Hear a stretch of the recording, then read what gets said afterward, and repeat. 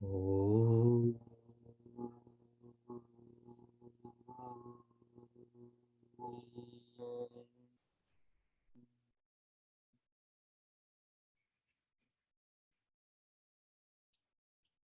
Oh.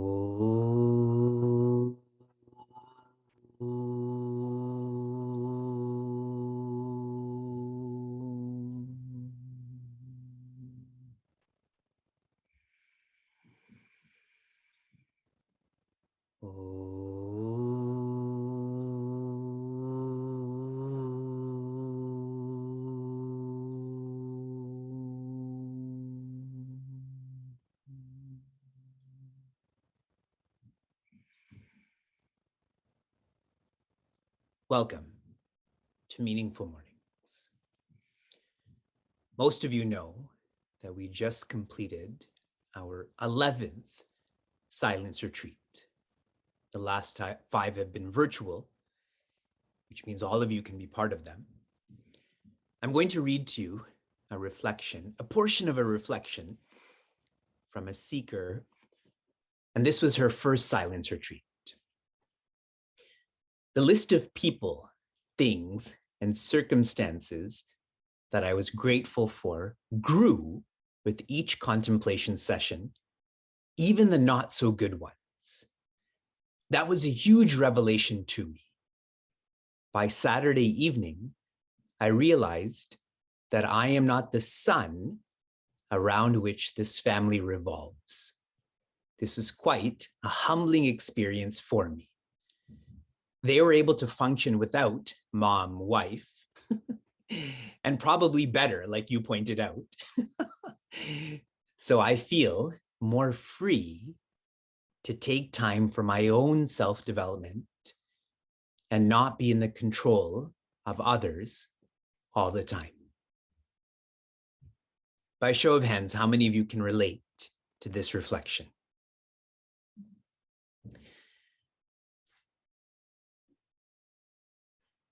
Self-development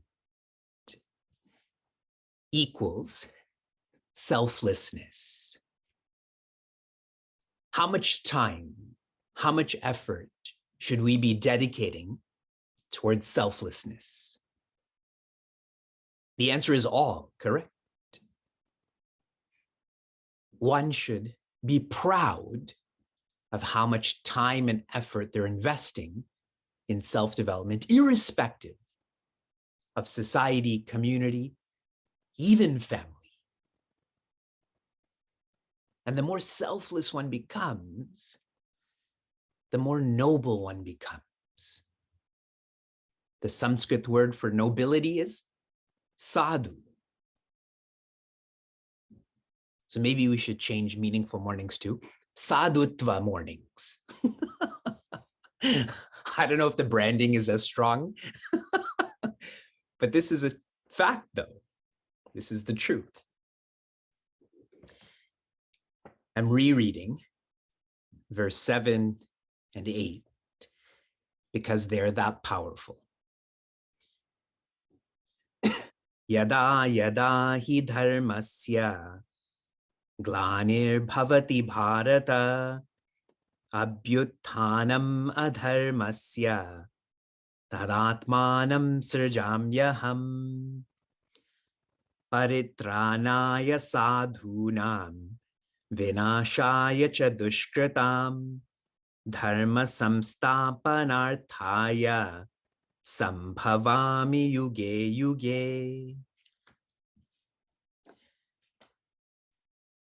Avatara, tell me the English word for avatara. Also starts with an A. Adapter. Why one would adapt is compassion. How one would adapt is patience. I had asked all of you to feel like you're an avatara. This is how you feel like you're an avatara. The why, for why you think and speak and act, is compassion. And how is this expressed in a tactile way? To be more patient. In verse 8, Sri Krishna states that he adapts to protect those who are noble.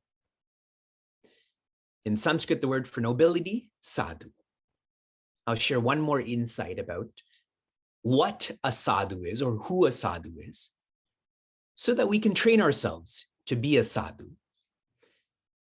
A sadhu is one who is good to those who are bad. We are all good to those who are good to us.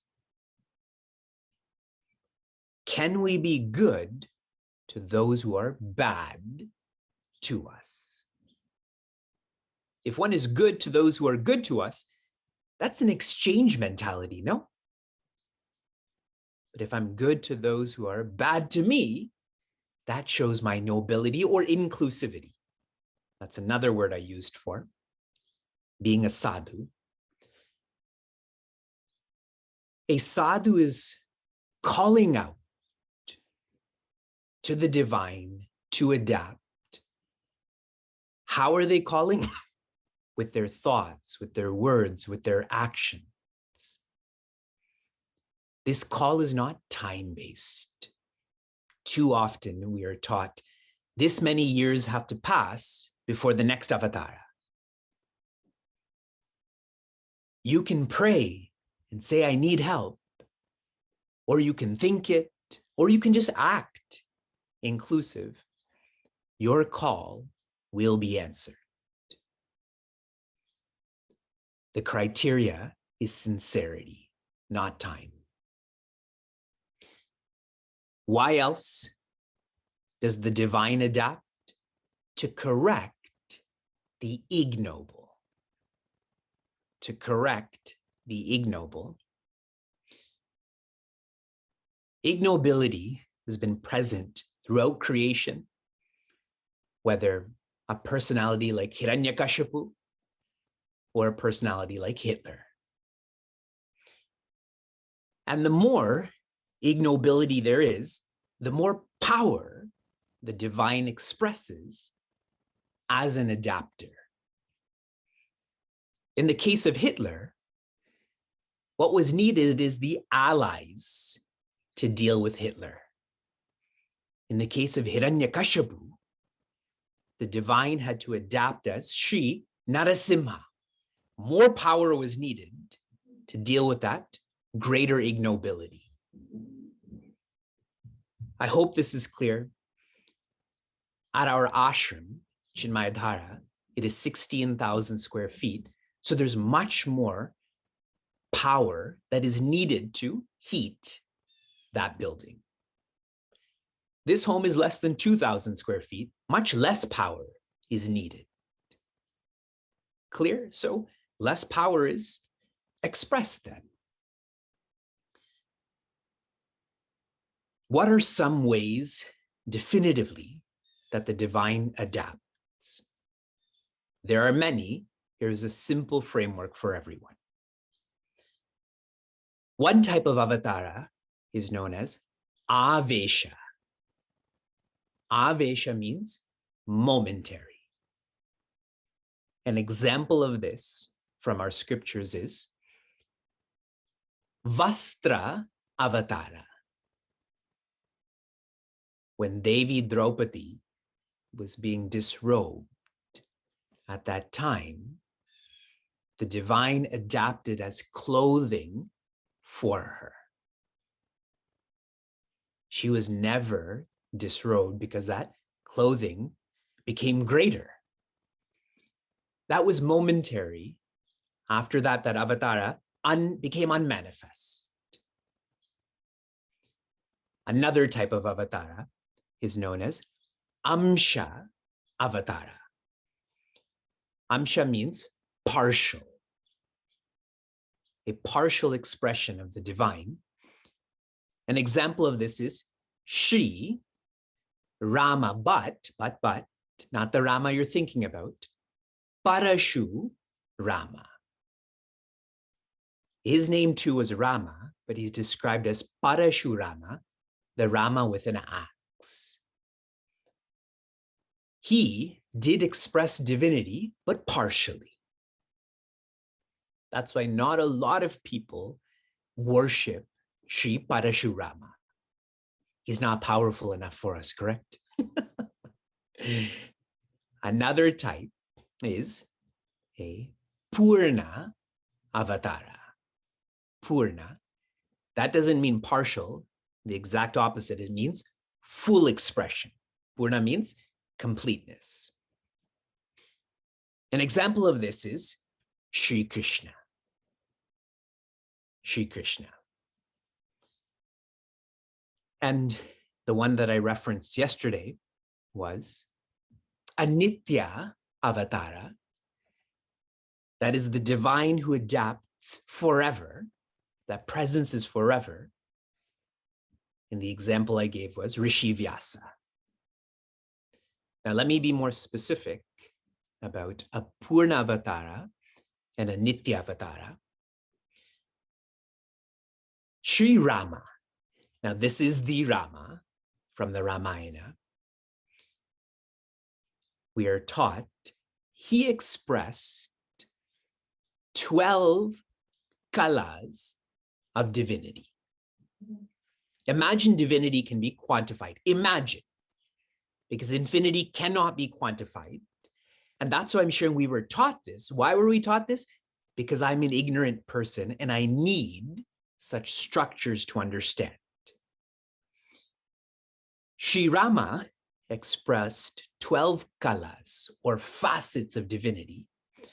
And so he is known as a Maryada Avatara, which means the purpose for his adaptation was to set an example. Set an example. Which is why Sri Rama did not live as an original parent. He lived as an ordinary human like us, as if like us. So what should our relationship be with such a Purna Avatara? We should learn from how he lived. How he lived, we should live. In contrast, Sri Krishna, we are taught, is expressing 16 kalas of the divine. All the potential of the divine is expressed through Sri Krishna. And so his avatara is known as Leela Avatara. Not Maryada Avatara, but Leela Avatara. He did not come as an ordinary human to set an example. He came and he played in creation with creatures like us. And he did all of this to teach. When we think of Sri Krishna, the primary remembrance of Sri Krishna is Bhagavad Gita, correct? So we should not try to live like Sri Krishna because it will be impossible. But we should live based on his teachings, and those go on forever, correct? Is the law of Avatara more clear to everyone? I hope so. And if there's one sentiment to leave with, leave this portion, because this is the only portion of Bhagavad Gita that references Avatara, which is why I've carefully flowed through this. What is the takeaway from all of this? The divine is ever looking at us, and so ever looking after us. And all of these expressions, all of these technicalities are logically, systematically explaining that. We continue for the sake of as if studying a verse today. Verse 9. Janma karma cha me divyam evam yo veti tattvataha tyaktva deham punar janma naiti mameti sorjuna. very briefly, Janma Karma, my life and teachings, Chame Divyam, these are divine. Evam Yaha, Veti Tattvataha, the one who knows this clearly. What happens to them? Tyaktva Deham, when this body dies, Punarjanma na iti, they are not born into another body. What happens to them? Mam eti saha Arjuna. Arjuna, such a knower, comes to me. Such a knower becomes me. Summarizing this, the one who knows what an avatara is, the why, the how, clearly, they come to feel that they are an avatara too. An avatara is not controlled. An avatara is one who lives by choice. From inspiration to application, your recent application was for you to feel that you're an avatara. Did you have a more powerful day yesterday? You're all thinking, yes, yes, yes. That's not the point. The point is to feel more peaceful, not powerful. We're not studying the Marvel universe right now. We're studying Bhagavad Gita. One observation relating to this is try to visualize the divine as being electricity. There is electricity that's pervading your living space right now, correct? Your walls, your floor. But that electricity needs an equipment to express that electricity, to share that electricity. Yes, that's what an avatara is. Divinity is everywhere. He's all. But for us to benefit by this, that equipment is needed. Be that equipment. Your application for this morning, please remember these three words. Dharmo rakshati rakshitaha. Dharmo rakshati rakshitaha, which means the one who follows dharma is protected by dharma. I want you to reflect on this, contemplate on this, be clear about this. Shanti, shanti, shantihi. Be safe, be sound, be serene, be happiness.